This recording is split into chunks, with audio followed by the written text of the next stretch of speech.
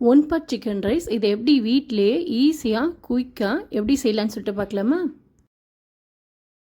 Stove on பண்ணிக்கோங்க, கடாயை வச்சுக்கோங்க. கடாய் ஹீட் ஆனோடனே அதில் ஒரு குழிக்கரண்டியோ ஆயில் சேர்த்துக்கோங்க.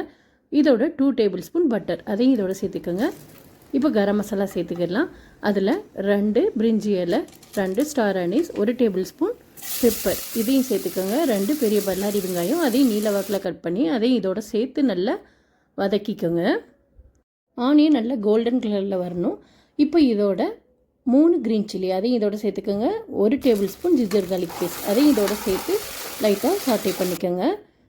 ஜிஞ்சர் கார்லிக் பேஸ்ட்டோட அந்த பச்சை வாடை போகிற அளவுக்கு நல்லா வதக்கிக்கணும். இப்போ 1/2 kg க்ளீன் பண்ணி வச்சுருந்த சிக்கன் அதையும் இதோட சேர்த்துக்கோங்க. சேர்த்து இந்த ஆயிலையே லைட்டாக சாட்டே பண்ணிக்கோங்க.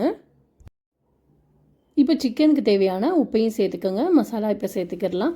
1 table spoon garam masala, 1 table spoon தனியாத்தூள், 1 டேபிள் ஸ்பூன் சோம்புத்தூள் அதையும் இதோட சேர்த்து லைட்டாக சாட்டே பண்ணிக்கோங்க. சிக்கன் நல்லா குக்காகி வரணும்.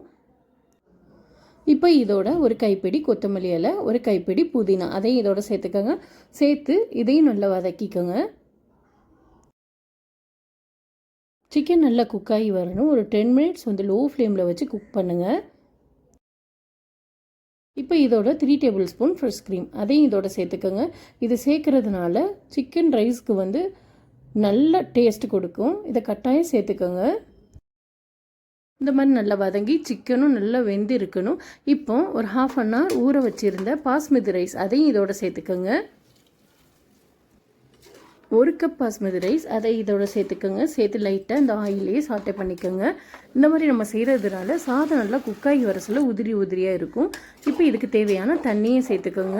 1:2 ரேஷியோவில் நம்ம தண்ணி சேர்த்துக்கிறணும். 1 கப் ரைஸ் எடுத்தால் 2 கப் தண்ணி சேர்த்துக்கோங்க. இதோட ஒரு 1/2 லெமன் ஜூஸ் அதையும் இதோட சேர்த்து இதை பாயில் பண்ணுங்கள். நல்லா கொதிக்க விடணும்.